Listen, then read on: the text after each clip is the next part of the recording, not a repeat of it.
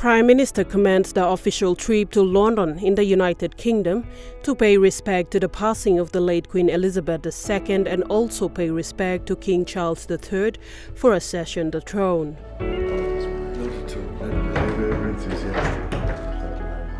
When having an audience with the King, important issues were discussed and PNG's potential to contribute to combat the world's biggest threat, the climate change war, was at the center of the King and MARAPE's conversation. The King has shared similar ideas with PM MARAPE on the importance of forest conservation. The Prime Minister said as the conversation focused on the rainforest of Papua New Guinea, King Charles agreed with his own long-held view that PNG must be remunerated for the preservation of its trees by industrialized, big carbon-emitting countries as a climate crisis mitigation strategy.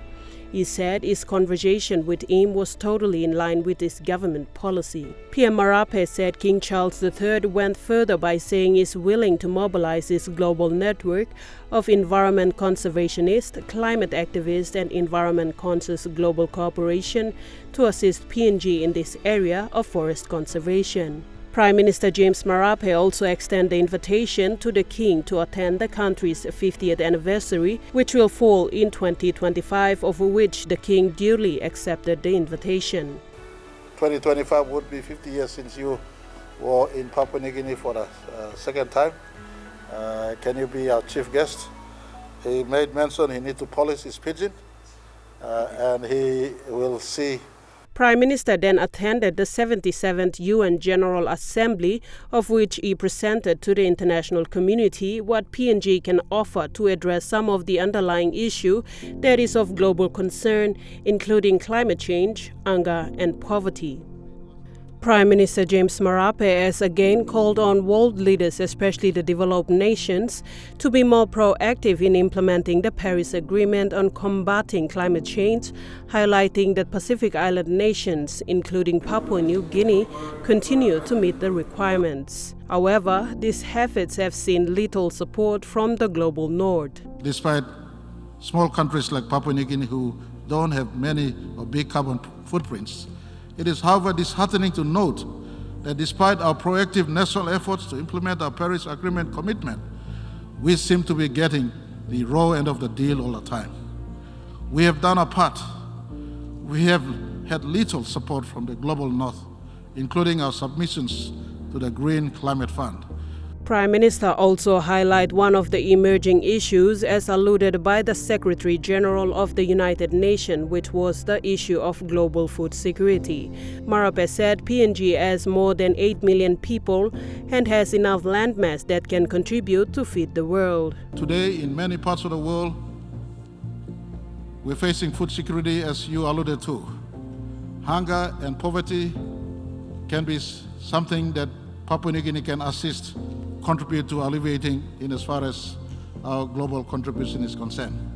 He said this is viewed not only as a revenue source for the economy, but also a conduit to empower the majority of the rural communities through introduction of innovative farming methods in cash crop production, livestock, and poultry to take ownership and leadership of their development needs and livelihoods. Papua New Guinea has enough land, sea, and people to be a food supplier to the world, Mr. Secretary General, in response to your concerns for global food security, and at the same time also foster poverty, alleviation, and food security.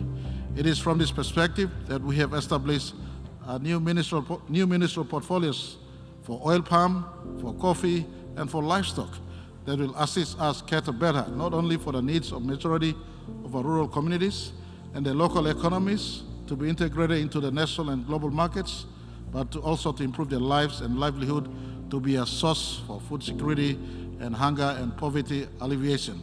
He then extended the invitation to development partners, especially in the agriculture sector, who can bring in modern technology to contribute into downstreaming processing. Prime Minister then visited Australia and had a bilateral meeting with Australian Prime Minister Anthony Albanese. He highlighted that the Australian Prime Minister will visit PNG on the second week of December, and prior to that, a PNG Australian Ministerial Forum will be held in November in Canberra, of which which arrangement of concrete exchange will be made. It's also in support of the work that was started 3 years ago as we start to bring Papua New Guinea and Australia much closer. We want to go beyond the closeness we have had thus far in as far as status quo relations are concerned and migrate towards a greater trade, economic and commercial relationship and people to people, public service to public service and education and employment opportunities for our people. From Australia, the Prime Minister headed for the state funeral of former Japanese Prime Minister Shinzo Abe in Tokyo, in which MARAPE also had a bilateral with Japanese Prime Minister Fumio Kishida. MARAPE announced that Japan has shown great interest to continue to have a good relationship with PNG and to work towards strengthening trade and economic relationship. Japan, a nation with a lot of opportunity for us to continue on benefiting from, especially in our focus to export finished product. And we did encourage Japanese companies to come in with the technology and with the capacity to partner our businesses houses here in our country. And the Honorable Richard Maru was with us as our Minister for International Trade, and he would take lead in those spaces, and I introduced him to the Japanese Prime Minister and the Japanese leadership. MARAPE then attended the U.S. Pacific Highlands Summit in Washington, D.C., in which PM MARAPE also had a bilateral with U.S. President Joe Biden. He said the U.S. has opened up other facilities for PNG to have access and to assist in ramping up the production process, as well as assisting PNG to create employment opportunities. We'll not only be talking about aids and grants, but we're looking at U.S. companies coming in here, staying here, partnering us, as we work to ramp up our own production of our local produces for export back to market also. And the United States is the biggest economy, biggest market. We look forward to the United States being a place of more exchange of trade, business and commerce. Those were acknowledged, and President Biden was able to also receive me at the White House, and we had deep conversation in this regard.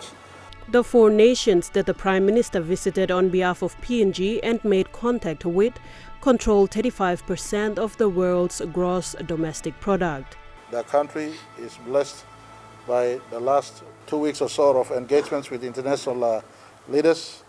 The contact with UK, contact with US, contact with Japan, contact with Australia is a contact with 35% of the world's GDP.